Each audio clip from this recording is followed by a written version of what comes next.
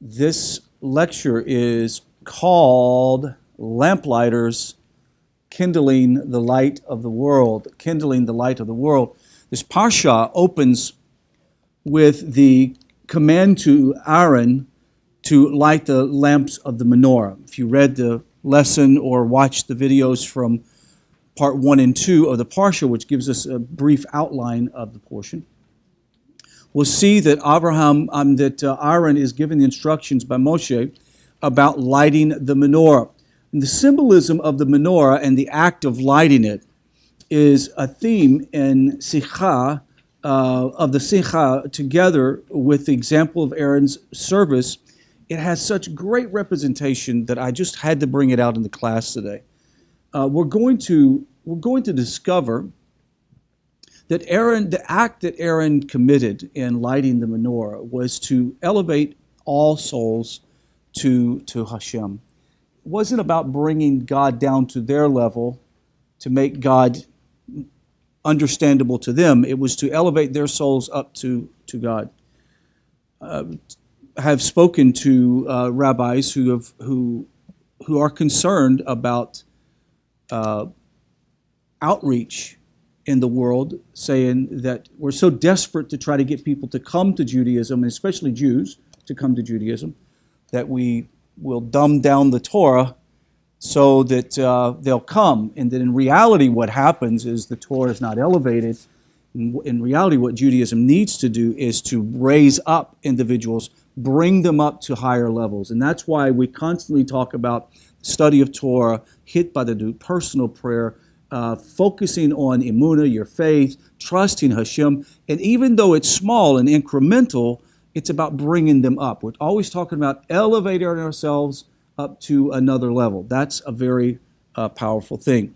Hillel said of Aaron in Parshah, be of the disciples of Aaron. Be of the disciples of Aaron. Loving peace and pursuing peace, loving your fellow creatures and drawing them near to the Torah. You see, Aaron had a very unique job, and that is he represented not only the Levites when he went into the temple, but he also represented Kol Israel, all of Israel. And not all Israelite could go into the temple, especially into the Holy of Holies. No, only the High Kohen Gadol could go into the Holy of Holies. But he represented them. And he also represented God to the people and God to the Levites. In this portion of the Torah portion, we are reminded again how the Levites were sanctified. You remember they were washed, they were bathed, and their clothes were removed, and the shaving of their heads and sprinkling of the ashes of the red heifer with water, all to purify them because of the sin of the golden calf. These men were brought to a place of service to Hashem. They had no inheritance in the land. God was their inheritance, and he took care of them. And then it says that Aaron, being of such a strong level of loving kindness, of chesed, that Hillel said that everyone should strive to be a disciple of Aaron. You think, well, hold on, we don't even have a Beis HaMikdash, we don't have Aaron. How in the world could we possibly be disciples of Aaron? We're disciples of Aaron after we understand how he brings light to the world and how he brings loving kindness. Then we go, that's it. It's my job. I have something I need to do. What was the feature of his way of life that stands as a supreme example of spreading spiritual light in the Torah? It was that he did not wait for those who stood in darkness to come within the circle of light, but he went out to them. He went, in Hillel's words, to his fellow creatures. A word including those who had no other merit than that they too were God's creation. But nonetheless, he drew them near to the Torah rather than drawing the Torah near to them. He did not simplify or compromise his demands to bring it down to their level. He did not lower the Torah, but rather raised them up. That is why it says, raise up, that the whole concept of lighting the lamp is to raise up the light, bringing the light to them. Let's talk briefly about the lighting of the lamps itself. This facet of Aaron's life is suggested in this Parshah, which opens up with the command, when you light, literally raising them up, the lamps, the 7 lamps, shall give light in front of the candlesticks.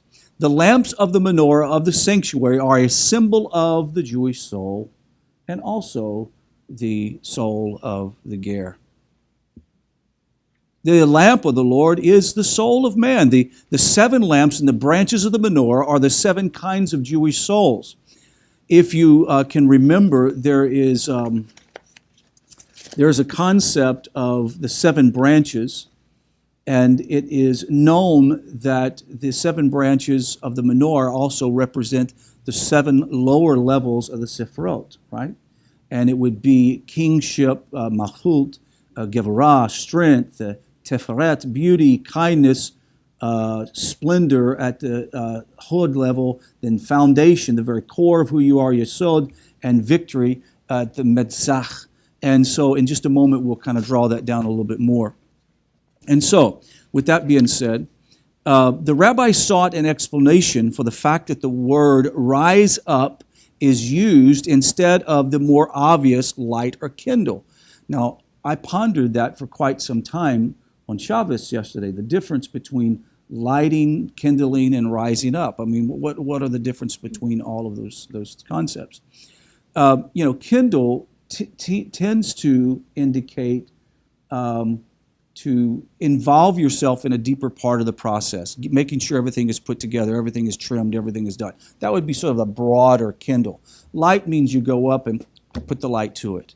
But to rise up means that you go up to the level of the menorah. They had to stand on a stool to get to this lofty level. This is about elevating oneself to a higher level. Aaron's spiritual achievement was therefore not only to light the flames of the souls of the Jewish people, but to take them to the stage where they could give light of their own accord. He did not simply create disciples, people who were dependent on his inspiration. He engendered them to love Hashem, as we talked about the other day, that they could sustain without help from himself. That is ultimately the rule, the margin of rule that we go by in NETIV. The reason why it's important that we raise up teachers in this community is that you should not be dependent on me, or you should not be dependent on someone else to help you to learn. Part of your learning is teaching others. You may not have the wherewithal or the training or the abilities to do that, or desire. You might even care about doing it. But you can still share Torah wisdom to other people. That is lighting the menorah of their life. That's being a light to their life. Now, there are 3 rules. It's interesting, which is something I didn't realize, and we have sources that we can share with you later on. There are 3 rules which apply to the menorah of the sanctuary. First, even a person who was not a priest could light the lamps. Did you know that? They couldn't prepare them. They couldn't prep them. They couldn't fill them with oil, but they could light them. This is interesting. It was the priest's position, job, responsibility to trim the wicks, to make sure that the oil stayed full at the proper time. And the third, the menorah could only be lit in the temple sanctuary. These rules are similarly the conditions in which spiritual awakening can take place, lighting the lamp of the soul. Think about this for a moment. First, it is not the prerogative of the priest alone. That means it's not just the prerogative of the chachams, the great sages of Torah Judaism. It's not the responsibility of the rabbis to raise up their soul and to sort of bring your soul up. But you also can participate in your soul's elevation. You can participate with it handily. And once again, we ask the question, we have no Beis HaMikdash, no temple. We have no Aaron. How do we elevate our souls? That's a good question we hope to answer by the end of the class. The task belongs to every individual person, both as a privilege as well as an obligation. Khalil's words, says, be disciple of Aaron are addressed to every individual, not just the great scholars of Torah Judaism. But only the priest can do the preparation. I want you to think about this for a second. Rav Nachman says that if a person desires to elevate their soul, to rise to higher levels, he needs to find a tzaddik and attach himself to the tzaddik. And we find a tzaddik by going to the teaching of the sages, and we study. And if you'll talk to very many people who have been in Orthodox Judaism for some time, they'll tell you, well, I'm a sort of follower of Rav Kook, or I'm a follower of Brislav, would be Rabbi Nachman, or et cetera, et cetera. Find a tzaddik and attach yourself. It would be fantastic to be able to find a tzaddik in our generation, but most of the time those guys live far, far away and impossible to get a hold of. But you can attach yourself to their students, to their teaching, whatever it may be. Very important.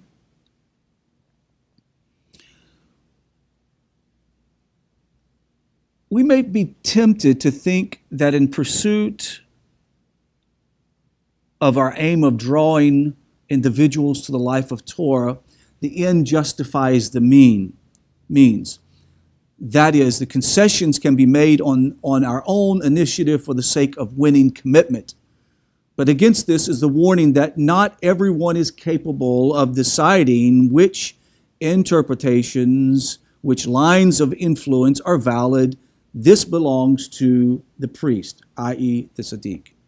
This is why we encourage the study of Torah for other communities that are wanting to become established in the United States and even possibly in the UK, that want to start NETIV communities. It's important that they teach. Everything that they teach comes from the mouth of the sages. It comes from Torah Judaism and no other source. None. We don't bring our own Devar Torah. We bring the Torah of the sages. Why?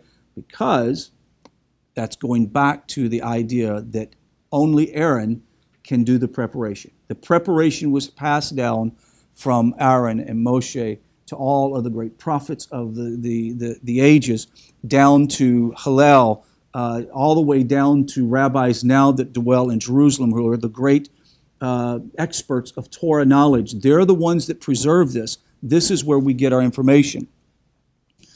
The question then is what is a priest? In the time of the temple, when Jews first possessed the land, the priests had no share in territory, as I said earlier. God was and is his inheritance, his only possession. This was the sanctity. In Rambam's words, he says, not only the tribe of Levi, but any man of any place whose spirit is willing to separate himself and to stand before Hashem and to master and serve him. That is, master himself and serve Hashem. Does that make sense? He, and only he, is the mentor in those footsteps we must follow. You would think that it would say, only the Kohanim, only the Levi can be a priest.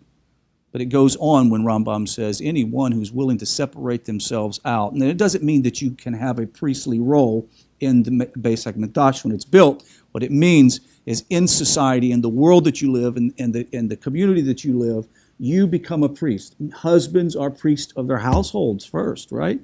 And then uncles are priesthood for their families if they don't have that level of spirituality. So that is the way to understand it.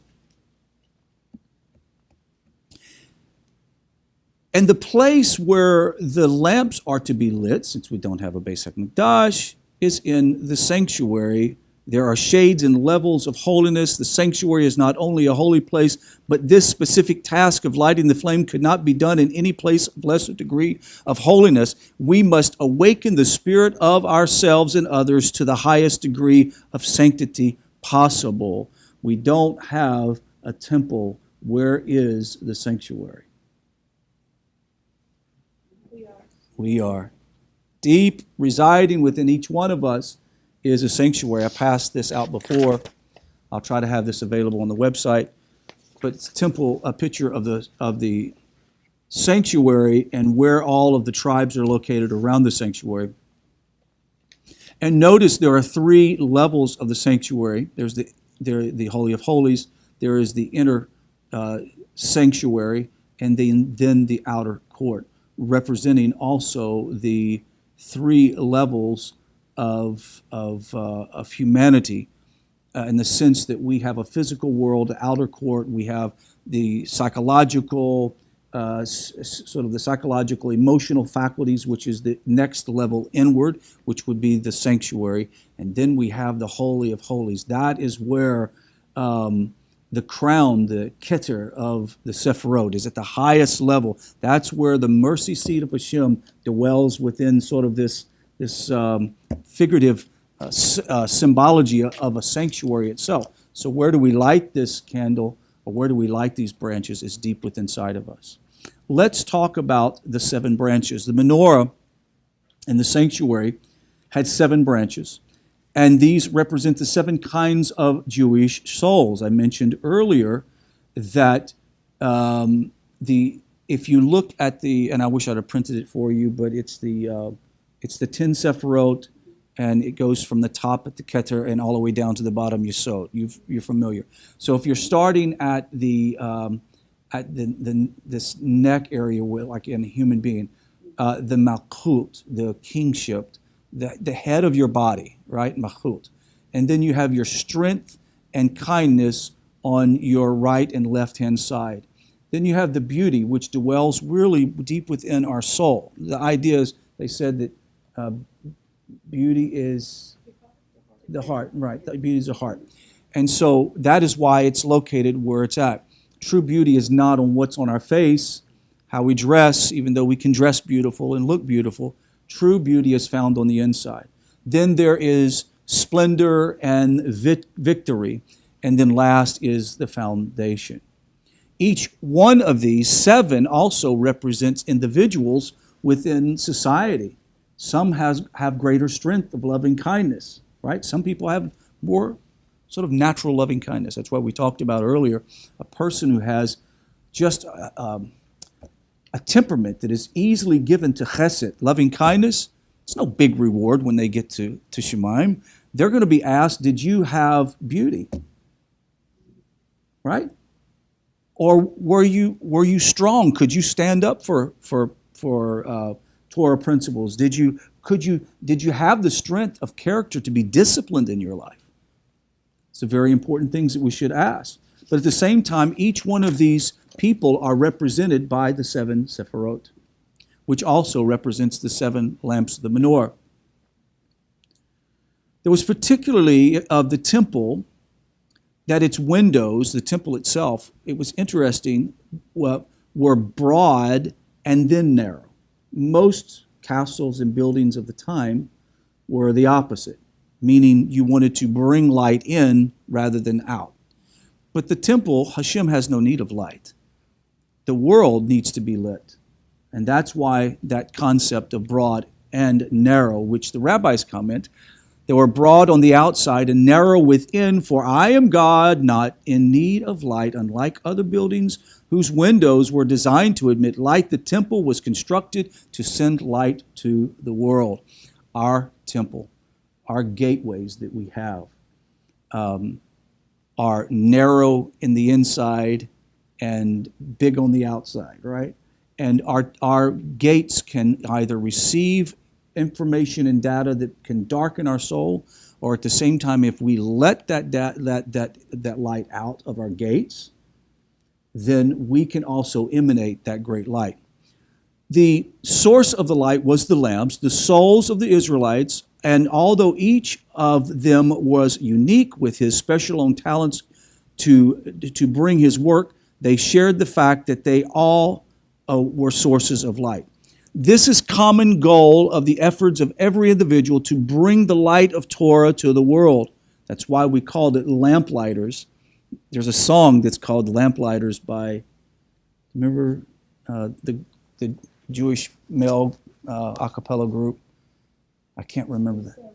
There are several. 613, I think, I'm not sure, but they sing Lamplighters.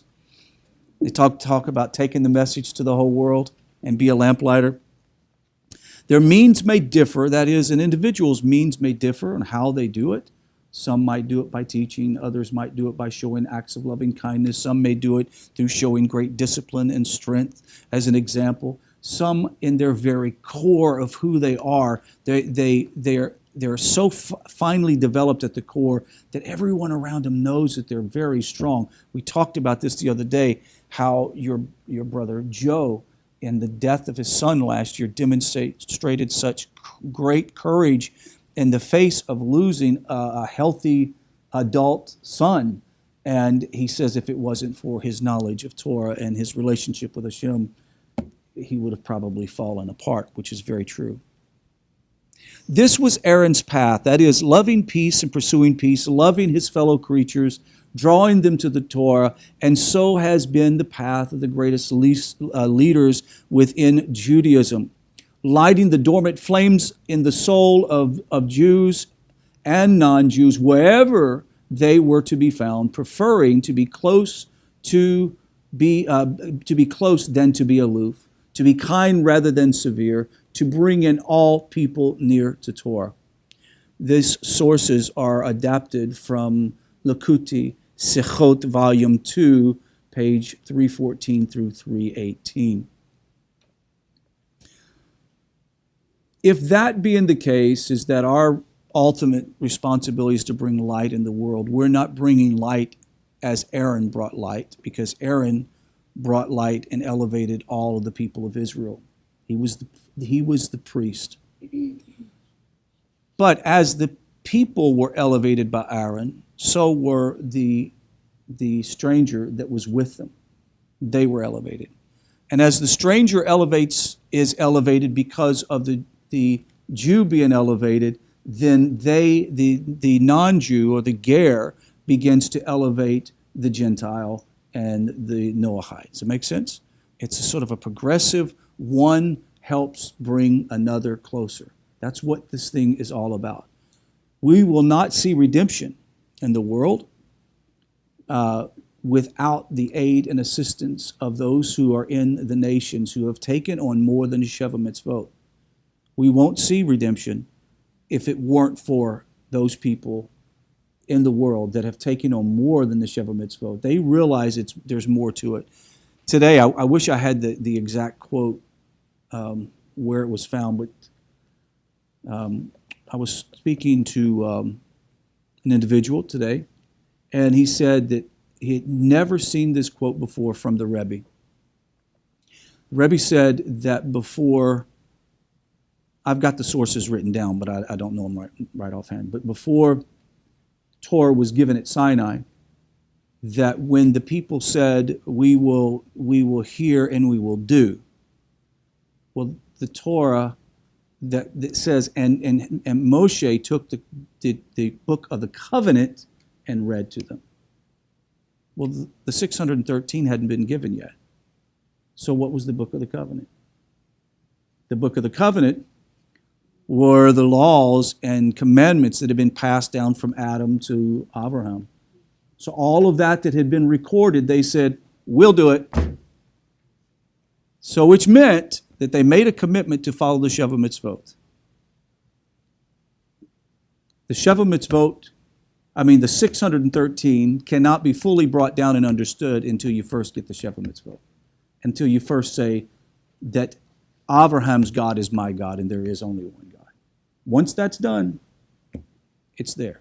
So you have the great opportunity to illuminate within your sanctuary the light of Hashem for those people around you. We're not trying to change the world. We just need to change ourselves. The most profound thing that we could possibly do. Well, that in turn change. Yes, it's the butterfly effect, right? A little at a time. It's amazing how much rain can happen upstream and how much flooding can happen below stream. So we just have to be concerned about changing ourselves, transforming ourselves, bringing ourselves up to higher level. And I love the encouragement that says that we're not waiting just on the priests and the Kohanim to do it, but anyone who will separate himself from the world and take upon themselves the yoke of Torah and study Torah, they too can become like priests in their domain. That concludes the lesson.